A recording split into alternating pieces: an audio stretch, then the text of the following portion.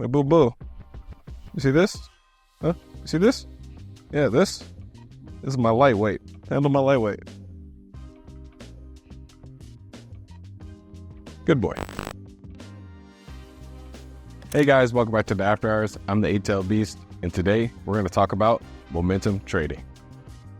The way we're going to break this down today is in 4 parts: time frames, momentum recognition, market behavior, and market structure. First thing we're going to talk about is time frames. First, you have to choose a market. Well, if you're in a 23-hour market like Forex or futures, it's completely different than if you're trying to focus on the stock market. Now, if we're in the stock market, we realize we only have 8 hours, maybe even 7 hours intraday to work with. And because of that, we have to have quality over quantity. When we talk about time frames, most people know the top 3. That's pre-market, intraday, and after hours. But even within those time frames, we can create smaller time frames. We're talking about pre-market, the opening session, midday and late day, and then the aftermarket. Now, depending on the type of trader you are, whether you're part-time or full-time, you should be able to focus on what's going to make you the most money, because in each of those time frames, there is a specific price action tailored to that time frame. There is some wiggle room and variations in that time frame, but as traders, we understand that we are looking at market behavior, and price actions are based off of behavior. When we look at this behavior, we understand it's a mixture of humans as well as robots. Everyone has some kind of action, and we understand that the market is training us. When the market trains us, it wants us to be consistent. The way you approach each of these markets is that you lead by risk management as well as the market cap, and then later the price of the stock. Now, what moves these price actions is supports, resistances, higher lows, and lower highs. All of these create a trend. Now, with this trend, there are several price actions that show continuations. Now, what we mostly talk about is everything starts on the daily chart, and then you go down to a smaller time frame, and then it has to complement what's happening on the overall time frame. Now, what would that look like? Well, depending on the intraday time frame that you're looking at, we can focus on the morning. You might see a pre-market gap turn into a pre-market high. Once that's tested and gets rejected, you might have a recipe for a panic. Another example: what if we see a strong close in the aftermarket? Then the next day, we see there was a large pullback. Then this pullback at the opening session, it created another panic. That might depend on the volume. If we go back to the pre-market gap and we see a pre-market high that's being tested during the opening session, maybe we saw a pullback. During that pullback, we saw that it started to consolidate. This puts us into a position to have a midday bounce. And with that bounce, it puts us in a position to have a breakout. Now, with the time frames, you can even narrow it down to an hour. In that first hour, you might see the power hour. We're talking about between 10 and 11 o'clock. In my case, I like to say 10:40. This is the reversal hour.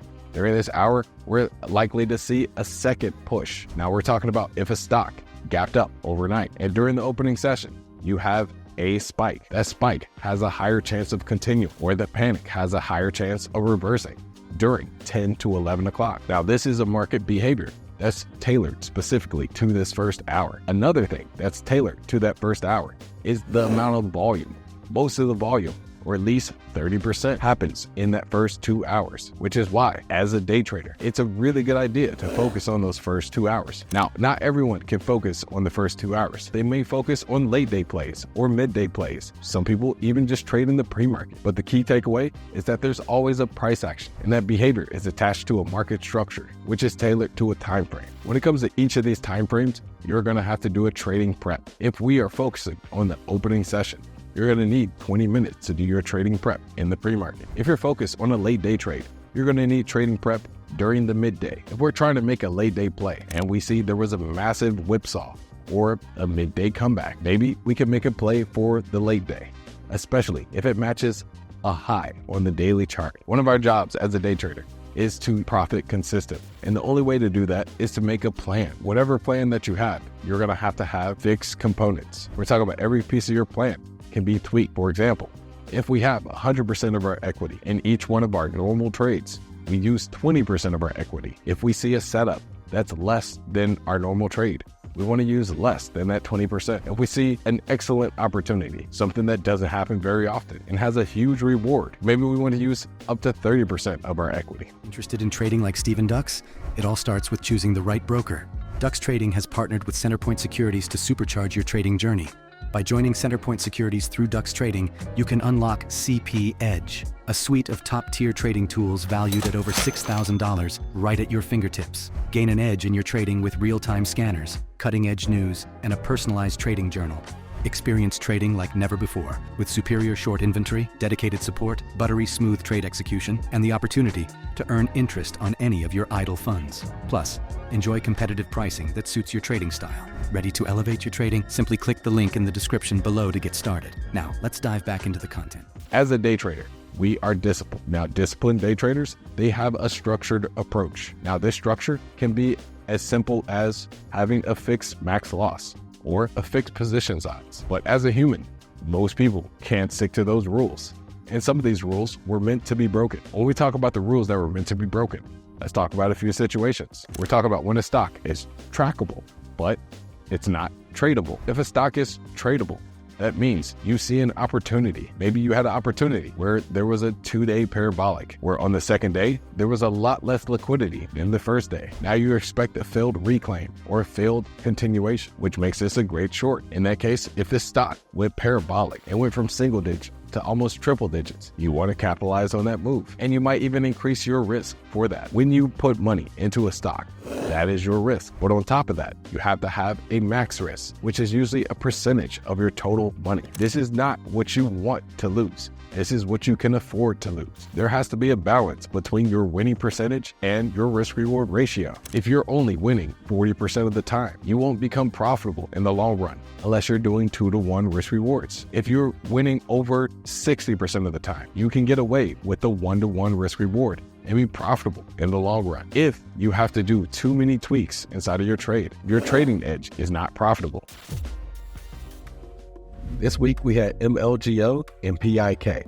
Now, with MLGO and PIK, they were both bound shorts. Now, when we look at MLGO, we see that this has historic resistance. What's really important is that there's layers of resistance. When we look at a bound short or any kind of momentum play that is bound to reject and then cause a panic, we want heavy resistances or something that's going to make people panic. And layers of resistance is equivalent to a heavy resistance, because people don't want to bother going through each level of resistance. Now with MLGO, we see multiple tested points that were rejected around the $7 area. This is on the daily chart. If we go to what happened intraday, that's more important because we get to see the pre-market actions that don't show up on the daily chart. Now in the pre-market, we see that this almost went to $8 and it snagged on something. We had a major rejection. And at that point, it formed a lower high in the pre-market. And most people took that lower high as a topping pattern and went in. Now, one of the people that should have went in was me, but I wanted this stock to go back higher to the pre-market high, or at least push at the open,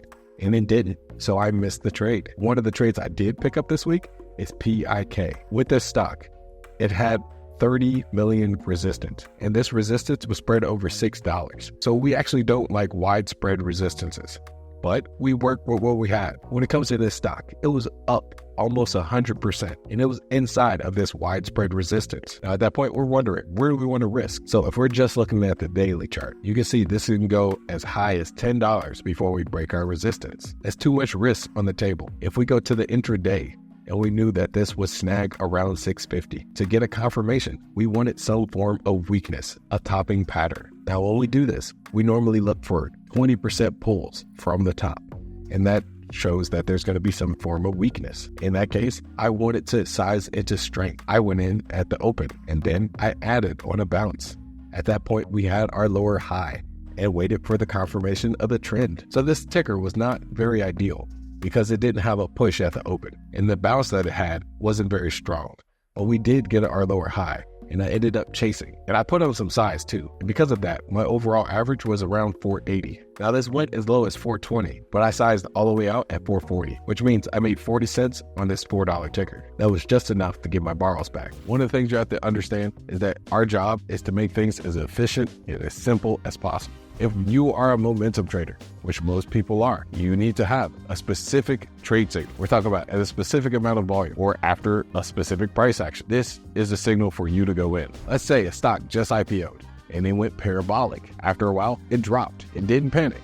It just cracked. After that crack, I say it bounced, but it didn't bounce as high as the daily high. On that bounce would make a great short. But if you look in hindsight, it just looks like a lower high. But it's more sophisticated to say it parabolic, consolidated, dropped, then bounced. Another example will be, let's say a stock spiked and it tested. It could be the pre-market high. It could be the daily high. It could be the historic high. All you need to know is it tested and then it rejected. And after the rejection, there was a panic. Now, depending on which way you described it, it all explains the same thing. We're talking about higher lows and lower highs. Can you repeat the process each time? Well, it depends on the setup that you're tracking, as well as the time frame that it falls in. That parabolic or spike could have easily been at the close, or it could have been at the opening session. In a lot of cases, we just described two of the most basic patterns. We're talking about ABCD pattern, as well as green to red moves, followed by panics. The main thing is you have to create a distinction between your wins and your losses. There has to be a quality difference. There's some stuff that you just shouldn't have traded. All right, guys, that's all I got for you today.